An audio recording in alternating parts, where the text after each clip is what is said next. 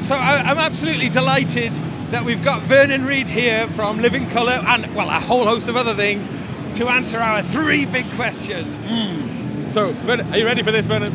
No, I'm not, but here we are. Here we are. Okay, so we're going to start with a question about the past. And I'm curious just for something from your past that maybe has been a very influential or decisive thing or something that's really influenced you to where you are now, I guess. Well, I would say things that influenced me in the past were monster movies and science fiction, and hearing the theremin for the very first time. Oh, okay. Hearing the theremin, I think the day the Earth stood still. That was the first time I heard the theremin used in a film score, and I thought, what the hell is that sound? And then, you know, songs like Telstar, I'm that old, you know. No, you're not. I mean, the idea, well, the future, in the past, the future was a very palpable idea. And, you know, I mean, where's my jetpack? You know what I mean? Right. That's pretty much that. And think about the past is, it's funny because we cherry pick the past. Like, people think about the 70s as being very funky, and it was that, but also the 70s in New York City was very dangerous. You know what I mean? Like people like, you know, I'd been mugged before, you know, but I don't focus on that. I think about my Univox Masterite copy, Right. which is the only guitar of the many guitars I've owned. My Univox Masterite copy is the only guitar I wish I still had. Any idea where it is now? I have no idea where it is now. So it's a white Masterite. It was a sunburst. A sunburst. A sunburst, but it had those like kind of almost see-through pickups. It had this like it was a really rad. It had a beautiful neck. It was very fast neck. Yeah. Where is it now, I wonder? It's gone through many pawn shops. It's a pawn shop special.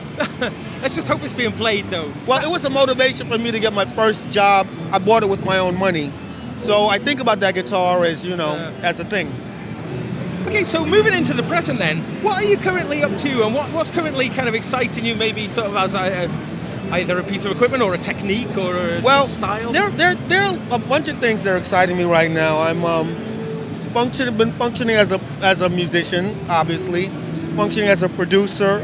I've been composing some music for film scores, and one thing that I've been using is the triple play, the Fishman triple play.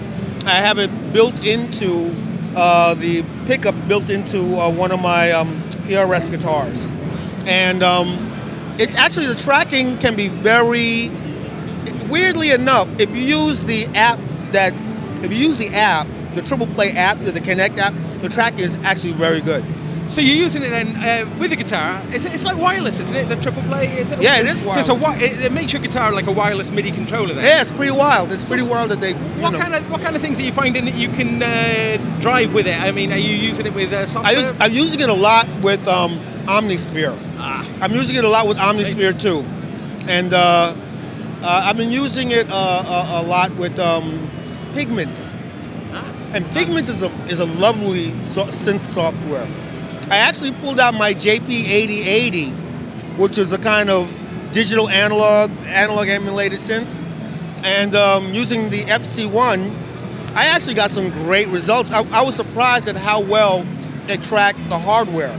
So I was pretty excited by that. Yeah, that's one piece of gear that I've been utilizing. What would you typically do then with, would you be using it for more kind of pad textures, or would you use like arpeggiators? What typical stuff would you use with the guitar? There's a range of things, because I have a push 2.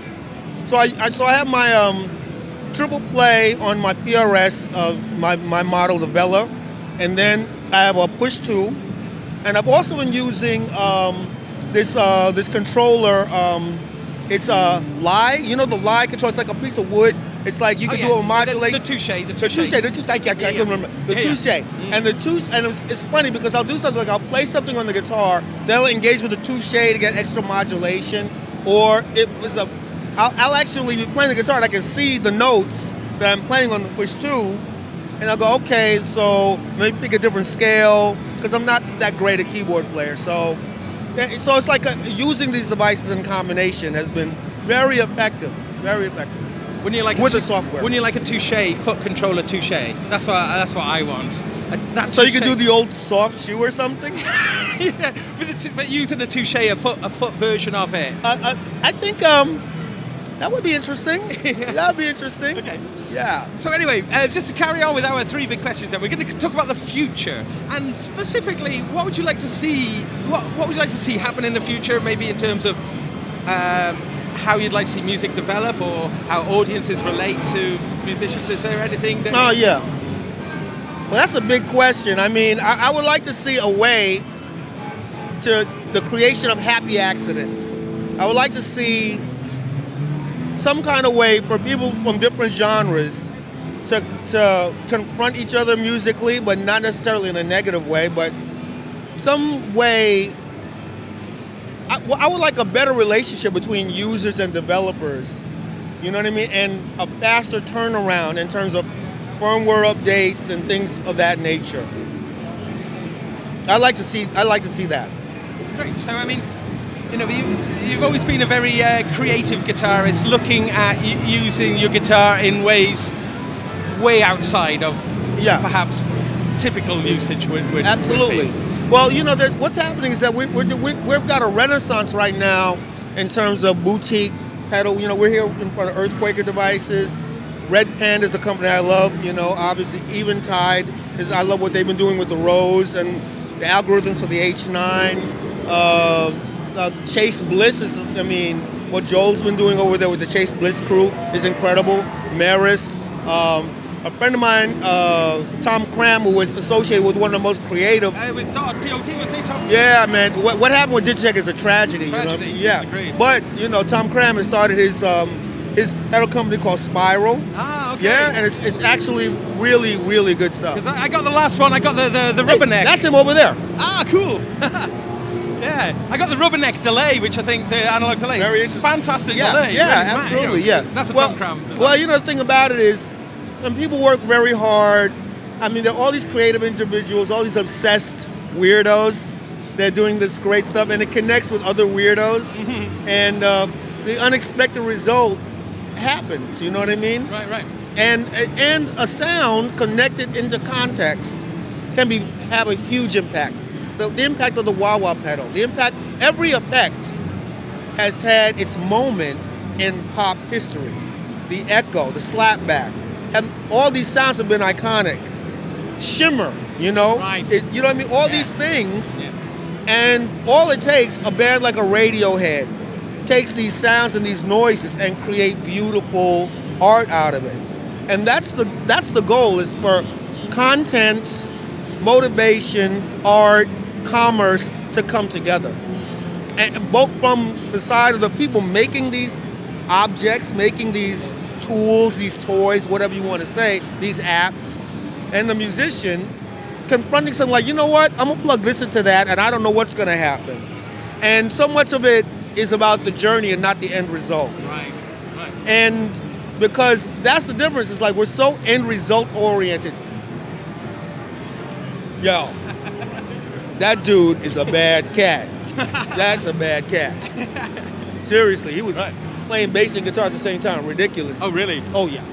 But the thing about it is, like, the intention, being focused is very important. I mean, the guitar is not going to play itself. The bass is not going to play itself. The piano's not going to play itself. But at the same time, accidental, unintended things have such a huge impact. And because we're so control-oriented, control this, control, we have controllers, or surrounded by controllers, right? The thing that has to be borne in mind is the accidental, unintended thing is an actually important aspect of making and creating music. It's vital. It's not just, oh, you're lucky. Luck has everything. Like, we're still here because we're lucky. Right? Yeah. The unlucky are no longer with us. For sure. You know? So I want to see more, you know, randomization. And then you turn around and you say, okay, that's not good, this is working. I want to see those kind of features in devices. I see. Right. So to kind of allow for the fuzzy, to allow for the kind of unexpected, and to get away from perfection, and to get away from, you know... The imperfect thing sometimes the flaw in the gem is the thing that makes it beautiful. Right. Because I mean, at first you might think a mistake, ooh, stands out, but afterwards, the fact that it stands out, right, can be a very good thing. Sometimes your first mind, sometimes you hate a thing. That, like, I always talk about the first time I ate a falafel, I almost spit it out. I was like, I'd never eaten a falafel before, and I said, what the hell is this? The great mystery for me is what made me eat the second falafel. What made me go back? And, because I hated it the first time I had it, And a lot of times we're so quick to make judgments. Yeah. And we also have a system in terms of social media where judgments, snap condemnations, canceling, that's kind of a mode. And things can't, people don't say, well, that's over, whatever. And I think we miss a lot. We miss a lot. I think we could use that as a phrase, though, the second falafel.